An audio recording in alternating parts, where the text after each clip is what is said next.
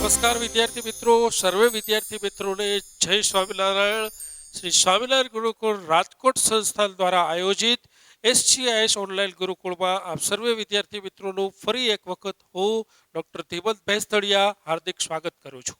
વિદ્યાર્થી મિત્રો, આપણે જ્યારે જનીન વિદ્યા વિશેનો અભ્યાસ કરી રહ્યા હોય છીએ ત્યારે આપણો અભ્યાસ કંઈક વિશેષ રસપ્રદ બને છે. જીનેટિક્સ ભણવાની કંઈક મજા ઓર જ છે, જે આપણે ગયા લેક્ચર્સમાં ગ્રિફિથના પ્રયોગ દ્વારા પણ અનુભવ્યું. તો આજે એ મજા છે તેને વધુ રસપ્રદ બનાવવા માટે એક સરસ મજાનો વધુ રસપ્રદ પ્રયોગ વિશે ચર્ચા કરીશું, જે છે હર્શી અને ચેઝનો પ્રયોગ. વિદ્યાર્થી મિત્રો, આપણું મુખ્ય ટાઇટલ છે, આપણે ભૂલીશું નહીં, જે ટાઇટલ છે જલીલ દ્રવ્યની શોધ, ડિસ્કવરી ઓફ જેનેટિક મટીરિયલ. અને આ જલીલ દ્રવ્યની શોધમાં ઈસવીસન 1953માં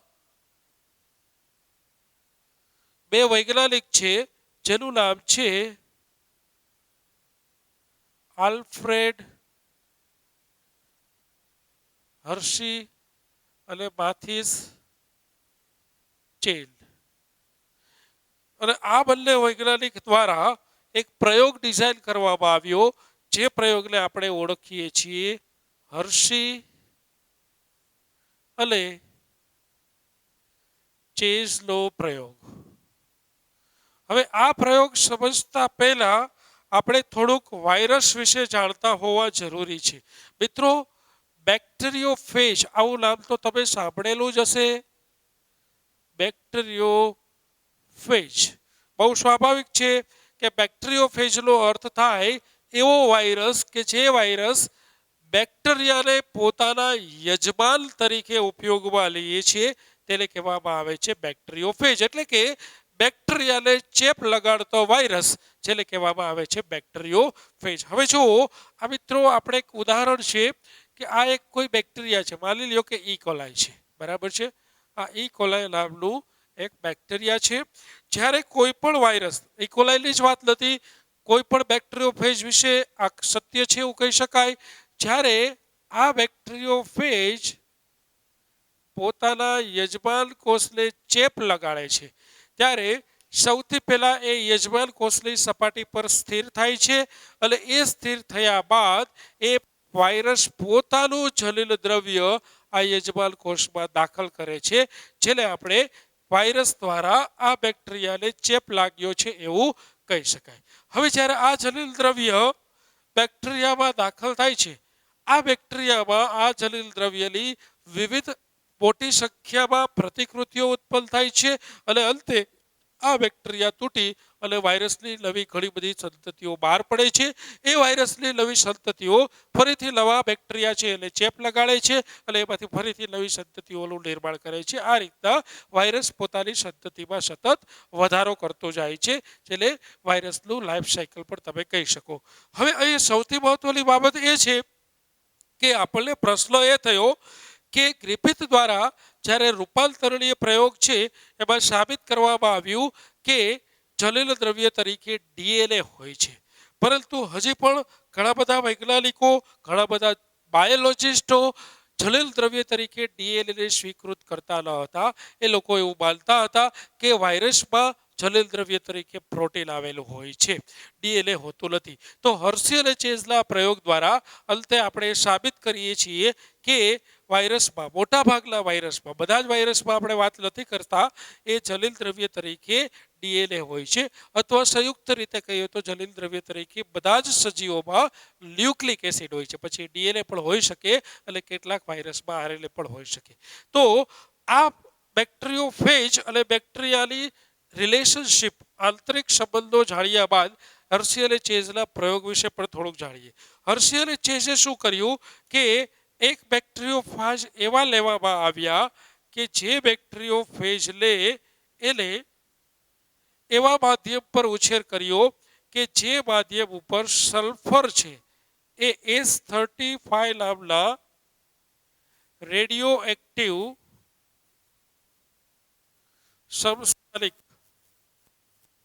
એટલે કે આઇસોટોપ્સ થી લેબલ્ડ કરેલું હતું. અને બીજો બેક્ટેરિયોફેજ છે એ બેક્ટેરિયોફેજને એવા માધ્યમ પર ઉછેર કરવામાં આવેલ કે જે માધ્યમમાં P32 રેડિયો એક્ટિવ સમસ્થાનિકથી લેબલ્ડ કરવામાં આવેલ હતું. હવે જે વાયરસને S35 રેડિયો એક્ટિવ તત્વથી લેબલ કરેલું હતું, સલ્ફર એવો એક તત્વ છે કે જે સલ્ફર ડીએનએમાં હોતું નથી અને પ્રોટીનમાં હોય છે. માટે એવું કહી શકાય કે આ બેક્ટેરિયોફેજમાં પ્રોટીન છે એ પ્રોટીન રેડિયો એક્ટિવ લેબલ બન્યું, ડીએનએ છે એનું રેડિયો એક્ટિવ લેબલ બન્યું નહીં.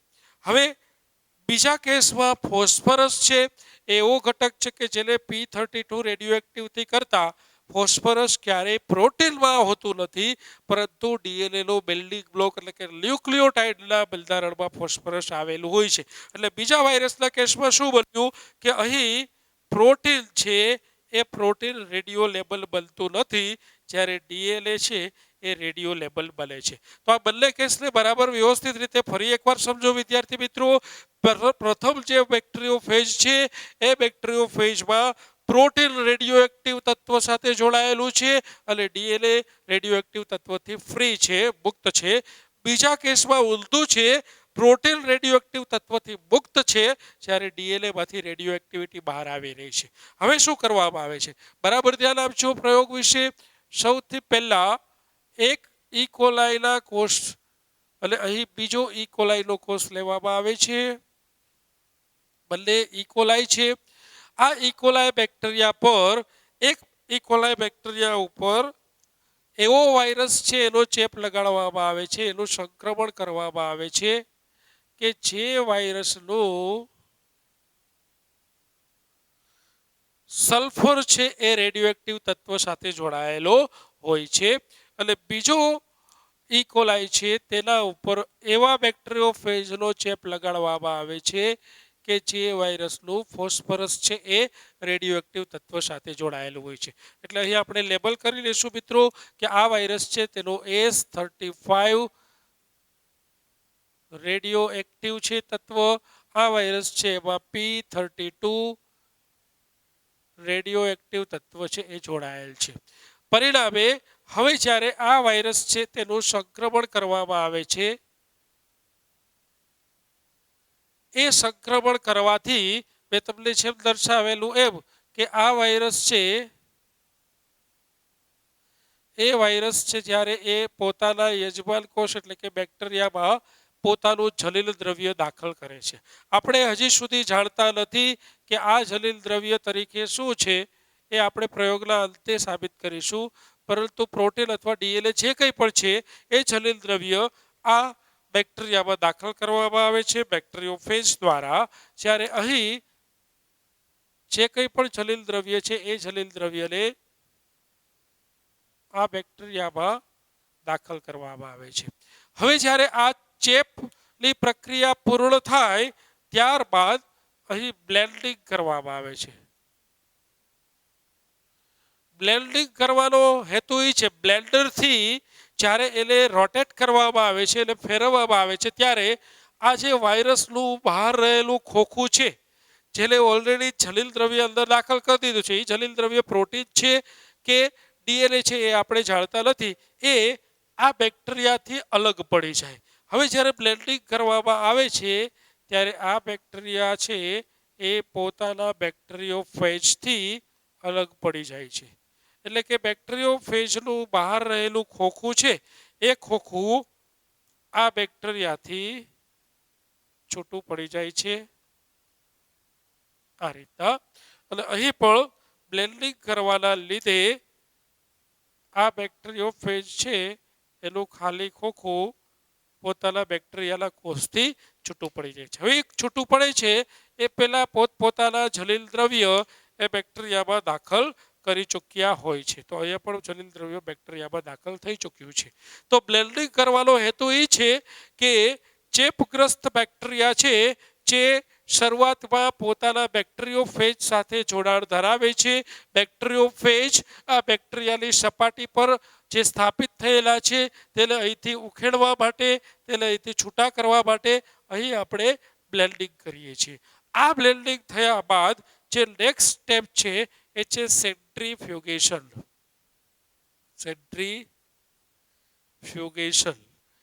સેન્ટ્રીફ્યુજ નામના એક મશીન દ્વારા સેન્ટ્રીફ્યુગેશન નામની પ્રક્રિયા કરવામાં આવે છે.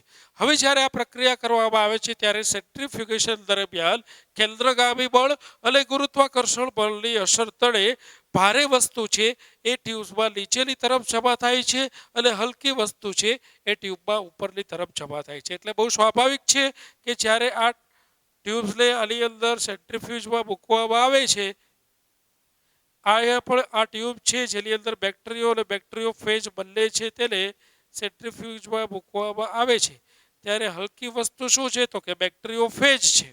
આ હલકું છે, આ ભારે છે. અહીંયા પણ આ હલકું છે, આ શું છે? ભારે છે. તો બધા બેક્ટેરિયોફેજ હતા એ અહીંયા ઉપરના સ્તરમાં જમા થાય છે અને જે બેક્ટેરિયા હતા એ અહીં નીચેના સ્તર ઉપર જમા થાય છે.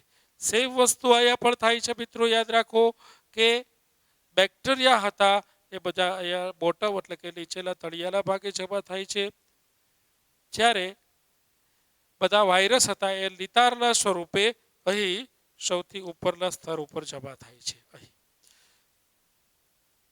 હવે અહીં વાયરસ અને બેક્ટેરિયા બંનેના સ્તર અલગ પડી ગયા બાદ આ ટ્યુબમાંથી કયા પટ્ટામાં કે કયા વિસ્તારમાંથી રેડિયો એક્ટિવિટી બહાર આવે છે તેની તપાસ ઓટો રેડિયોગ્રાફી પદ્ધતિની મદદથી કરતા માલુમ પડે છે કે આ જે બેક્ટેરિયા આ જે ટ્યુબ હતી, સેન્ટ્રીફ્યુજ કરેલી ટ્યુબ હતી, આ ટ્યુબ્સમાં ઉપરના સ્તર કે જે બેક્ટેરિયોફેજ ધરાવે છે તેમાંથી રેડિયો એક્ટિવિટી બહાર આવે છે, જોવા મળે છે. અને અહીં બેક્ટેરિયામાં રેડિયો એક્ટિવિટી ગેરહાજર જોવા મળે છે. એટલે કે અહીં જે જલિલ દ્રવ્ય તરીકે જે ઘટક દાખલ થયો છે એ ઘટકમાંથી રેડિયો એક્ટિવિટી આવતી નથી. જો પ્રોટીન રેડિયો એક્ટિવ તત્વ આ S35 શું છે? પ્રોટીન રેડિયો એક્ટિવ છે. જો પ્રોટીન જલિલ દ્રવ્ય તરીકે હોત તો આ જલિલ દ્રવ્ય હવે બેક્ટેરિયામાં દાખલ થઈ ગયું હોવાથી અહીંથી રેડિયો એક્ટિવિટી આવે. અહીંયા બેક્ટેરિયામાં રેડિયો એક્ટિવિટી હાજર રહેત, પરંતુ અહીં બેક્ટેરિયામાં રેડિયો એક્ટિવિટી ગેરહાજર હોવાથી અહીં સાબિત થાય છે કે પ્રોટીન જલિલ દ્રવ્ય તરીકે વર્તતું નથી. એ સાબિત થઈ ગયું. જો પ્રોટીન જલિલ દ્રવ્ય તરીકે વર્તતું હોત તો મિત્રો અહીં S35 એટલે કે પ્રોટીન છે. જો અહીંયા ફરીથી યાદ રાખજો, ફરીથી રિપીટ કરીને કહું છું કે આ કેસમાં પ્રોટીન છે તેમાંથી રેડિયો એક્ટિવિટી હાજર છે, DNA છે તેમાંથી રેડિયો એક્ટિવિટી ગેરહાજર છે. હવે જો પ્રોટીન જલિલ દ્રવ્ય તરીકે હોત તો આ જલિલ દ્રવ્ય જ્યારે બેક્ટેરિયામાં દાખલ થઈ ગયું ત્યારે બેક્ટેરિયામાંથી રેડિયો એક્ટિવિટી આવતી હોવી જોઈએ, પરંતુ એ બેક્ટેરિયામાંથી રેડિયો એક્ટિવિટી ગેરહાજર છે. માટે એ સાબિત થાય છે કે પ્રોટીન જલિલ દ્રવ્ય તરીકે વર્તતું નથી. હવે આ બીજા ભાગ તરફ નજર કરીએ. એની જે સેન્ટ્રીફ્યુજના અંતે મળતી ટ્યુબ છે એની અંદર નજર કરીએ તો માલુમ પડે છે કે બેક્ટેરિયોફેજ માં રેડિયો એક્ટિવિટી ગેરહાજર જોવા મળે છે. અને આ જે સ્તર હતું એ છે બેક્ટેરિયા માંથી રેડિયો એક્ટિવિટી અહીં હાજર જોવા મળે છે. તો અહીં શું સાબિત થયું કે જે જલિલ દ્રવ્ય બેક્ટેરિયોફેજ દ્વારા બેક્ટેરિયામાં દાખલ થઈ ગયું છે માટે બેક્ટેરિયામાંથી રેડિયો એક્ટિવિટી બહાર આવે છે. તો અહીં રેડિયો એક્ટિવ તત્વ શું હતું ફરીથી નોંધશું મિત્રો આપણે. અહીં ફોસ્ફેટ રેડિયો એક્ટિવ તત્વ હતું, માટે અહીં કહી શકાય કે પ્રોટીન રેડિયો એક્ટિવ બનતું નથી. રેડિયો એક્ટિવ શું બને છે? ડીએનએ બને છે. હવે આ કેસમાં ડીએનએ રેડિયો એક્ટિવ બનતું હોવાથી આ વાયરસ જ્યારે જલીલ દ્રવ્ય તરીકે અહીં જે ઘટક દાખલ કરે છે એ ઘટકમાંથી રેડિયો એક્ટિવિટી બેક્ટેરિયામાંથી બહાર આવતી હોવાથી સાબિત થાય છે કે અહીં ડીએનએ એક રેડિયો એક્ટિવ હોવાથી જલીલ દ્રવ્ય તરીકે જે દાખલ થયેલો ઘટક છે બેક્ટેરિયોફેજમાંથી બેક્ટેરિયામાં એ ઘટક છે ડીએનએ છે. તો આ પ્રયોગના અંતે અહીં સારાંશ શું મળે છે આપણને? તો કે સારાંશ સ્વરૂપે મળે છે કે ડીએનએ જલીલ દ્રવ્ય તરીકે વર્તે છે. તો જો મિત્રો આ બંને પ્રયોગમાં અંતે સારાંશ જે મળે છે તેને ભેગો કરવામાં આવે છે તો એ સારાંશમાં એ સાબિત થાય છે કે પ્રોટીન જલીલ દ્રવ્ય તરીકે વર્તતું નથી, જ્યારે ડીએનએ જલીલ દ્રવ્ય તરીકે વર્તે છે. તો અહીં આ હર્શી અને ચેઝના પ્રયોગમાં એ સાબિત થઈ ગયું કે જ્યારે અહીં વાયરસ દ્વારા બેક્ટેરિયોફેજ દ્વારા જલીલ દ્રવ્ય દાખલ કરવામાં આવે છે એ જલીલ દ્રવ્ય પ્રોટીન નથી, એ જલીલ દ્રવ્ય છે એ ડીએનએ છે. ફરી એક વખત આખા પ્રયોગને ઝડપથી રિવિઝન કરી લઈ, જેથી કરીને આ પ્રયોગમાં એક પણ શબ્દ તમારે ગોખવાનો નથી થતો અને એક પણ શબ્દ એવો નથી બચતો કે જે તમને સમજી શકાતો ન હોય. રૂપાંતરણીય પ્રયોગના અંતે અહીં બીજો એક પ્રયોગ ડિઝાઇન કરવામાં આવેલ છે 1953માં હર્શી અને ચેઝ નામના વૈજ્ઞાનિક દ્વારા, જેને હર્શી અને ચેઝનો પ્રયોગ કહેવામાં આવે છે. આ બંને વૈજ્ઞાનિકોએ બેક્ટેરિયોફેજ અને બેક્ટેરિયા આ બંનેના આંતરિક સંબંધોનો ઉપયોગ કરેલો છે. અહીં બે રેડિયો એક્ટિવ સમસ્થાનિકોનો ઉપયોગ થયેલો છે આ પ્રયોગમાં. એક સલ્ફર જે S35 નામના રેડિયો એક્ટિવ સમસ્થાનિક છે, બીજું ફોસ્ફેટ જે P32 નામના રેડિયો એક્ટિવ સમસ્થાનિક છે. હવે એક વાયરસને એટલે કે એક બેક્ટેરિયોફેજને S35 થી લેબલ્ડ કરવામાં આવે છે અને બીજા બેક્ટેરિયોફેજને P32 થી લેબલ્ડ કરવામાં આવે છે. જે બેક્ટેરિયોફેજને S35 થી લેબલ્ડ કરેલ છે તો સલ્ફર એવો ઘટક છે કે જે ઘટક પ્રોટીનમાં હોય છે, ડીએનએમાં હોતો નથી, માટે આ બેક્ટેરિયોફેજનું પ્રોટીન રેડિયોએક્ટિવ બને છે જ્યારે ડીએનએ રેડિયોએક્ટિવ બનતું નથી. જ્યારે બીજો બેક્ટેરિયોફેજ છે તેને P32 નામના રેડિયોએક્ટિવ તત્વના માધ્યમમાં ઉછેર કરવામાં આવે છે.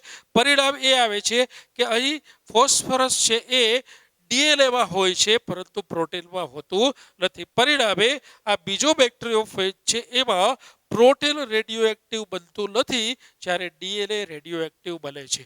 હવે જ્યારે આ બંને વાયરસને સ્વતંત્ર રીતે અલગ અલગ યજમાન કોષમાં ચેપ લગાડવામાં આવે છે, યજમાન કોષમાં સંક્રમિત કરવામાં આવે છે, ત્યારે S35 રેડિયોએક્ટિવ તત્વથી લેબલ્ડ કરેલો બેક્ટેરિયોફેજ આ ઇકોલાઈને ચેપ લગાડે છે, જ્યારે P32 થી રેડિયોએક્ટિવ તત્વથી લેબલ્ડ થયેલો બેક્ટેરિયોફેજ આ ઇકોલાઈને ચેપ લગાડે છે.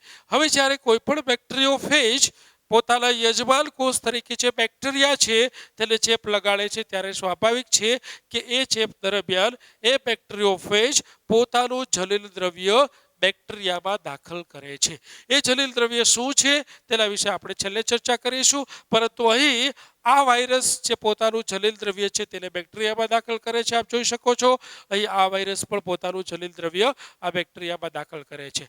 હવે આ બહાર રહેલું જે બેક્ટેરિયોફેજનું ખાલી ખોખું છે જે બેક્ટેરિયાની સપાટી પર સ્થાપિત થયેલું છે તેને દૂર કરવા માટે બ્લેન્ડિંગ કરવામાં આવે છે. એટલે જે રીતના આપણે દહીંમાંથી છાશ બનાવવા માટે બ્લેન્ડરનો ઉપયોગ કરીએ છીએ, બસ એવી જ રીતે અહીં બ્લેન્ડિંગ કરતા આ બેક્ટેરિયોફેજ આ બેક્ટેરિયાની સપાટી પરથી છૂટું પડી જાય છે. હવે બેક્ટેરિયોફેજ વજનમાં હલકા હોય છે, કદમાં નાના હોય છે, જ્યારે બેક્ટેરિયા વજનમાં સાપેક્ષમાં મોટા હોય છે અને કદમાં પણ મોટા હોય છે. તો આ બેક્ટેરિયોફેજ અને બેક્ટેરિયાના મિશ્રણને જ્યારે સેન્ટ્રીફ્યુગેશન કરવામાં આવે છે ત્યારે આ સેન્ટ્રીફ્યુગેશનની પ્રક્રિયા દરમિયાન કેન્દ્રગામી બળ અને ગુરુત્વાકર્ષણ બળની અસર તળે ભારે ઘટક છે એ ટ્યુબ્સની અંદર તળિયા પર જમા થાય છે અને હળવો ઘટક છે એ ટ્યુબમાં ઉપરી સ્તરની અંદર જમા થાય છે. તો સ્વાભાવિક છે કે હળવો ઘટક છે એ બેક્ટેરિયોફેજ છે, ભારે ઘટક છે એ બેક્ટેરિયા છે. માટે આ ટ્યુબના ઉપરી સ્તરમાં બેક્ટેરિયોફેજ જમા થાય છે અને નીચે તળિયાના સ્તરમાં બેક્ટેરિયા જમા થાય છે. આ બંને ટ્યુબ છે. આ બંને ટ્યુબને જોતા એનું ઓબ્ઝર્વેશન કરતા માલુમ પડે છે કે આ ટ્યુબ્સમાં જે તળિયાના ભાગ પર બેક્ટેરિયા છે જેમાં જલીલ દ્રવ્ય દાખલ થઈ ગયું છે તેમાંથી રેડિયો એક્ટિવિટી બહાર આવતી નથી.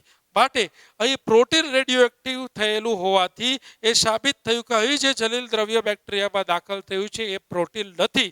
જો પ્રોટીન હોત તો એ બેક્ટેરિયામાંથી રેડિયો એક્ટિવિટી S35 નામની બહાર આવતી હોત. પરંતુ અહીં બેક્ટેરિયામાં રેડિયો એક્ટિવિટી ગેરહાજર હોવાથી એ સાબિત થયું કે અહીં બેક્ટેરિયોફાજ દ્વારા જે જલીલ દ્રવ્ય બેક્ટેરિયામાં દાખલ કરવામાં આવ્યું એ જલીલ દ્રવ્ય પ્રોટીન નથી. આપણે બીજો કિસ્સો છે એને પણ જરા તપાસીએ તો એમાં માલુમ પડે છે કે જ્યારે આ સેન્ટ્રીફ્યુજ થયેલી ટ્યુબ્સને તળિયાના ભાગ ઉપર તપાસ કરવામાં આવે છે જ્યાં બેક્ટેરિયા છે તો એ બેક્ટેરિયામાંથી રેડિયો એક્ટિવિટી બહાર આવે છે. મિત્રો અહીં આપણે બેક્ટેરિયા તો રેડિયો એક્ટિવ લીધા ન હતા તો આ બેક્ટેરિયામાંથી રેડિયો એક્ટિવિટી કઈ રીતના બહાર આવી તો સાબિત થયું કે જ્યારે આ બેક્ટેરિયોફેજ પોતાનું જલીલ દ્રવ્ય બેક્ટેરિયામાં દાખલ કરી દે છે ત્યારે એ જલીલ દ્રવ્ય આ બેક્ટેરિયામાંથી રેડિયો એક્ટિવિટી આપે છે અને અહીં જે જલીલ દ્રવ્ય રેડિયો એક્ટિવિટી આપે છે એ ડીએલએ છે કારણ કે ડીએલએ P32 નામના રેડિયો એક્ટિવથી સંક્રમિત થયેલું છે, એ રેડિયો એક્ટિવ લેબલ થયેલું છે. માટે અહીં સાબિત થાય છે કે બેક્ટેરિયામાંથી રેડિયો એક્ટિવિટી બહાર આપવા માટે જે જલીલ દ્રવ્ય જવાબદાર છે એ જલીલ દ્રવ્ય ડીએનએ છે, પ્રોટીન નથી. અહીં સાબિત થાય છે કે જલીલ દ્રવ્ય તરીકે કે પ્રોટીન નથી. તો આ સમગ્ર પ્રયોગના અંતે જે કન્ક્લુઝન નીકળે છે, જે તારણ નીકળે છે એ તારણ એ છે કે સજીવોમાં જલીલ દ્રવ્ય તરીકે, પ્રભાવી જલીલ દ્રવ્ય તરીકે ડીએનએ આવેલું હોય છે, પ્રોટીન આવેલું હોતું નથી. તો આ ફરી એક પ્રયોગ છે કે જેમાં ડીએનએ એક જલીલ દ્રવ્ય તરીકે સાબિત થાય છે. પરંતુ આપણે પ્રયોગો દ્વારા જ માત્ર આપણે જલીલ દ્રવ્ય તરીકે ડીએનએ છે તેવું લેબલ લગાવી લઈએ તો એનાથી દરેક સિદ્ધાંત, દરેક જે સારાંશ છે એ સ્વીકૃત બની જતો નથી.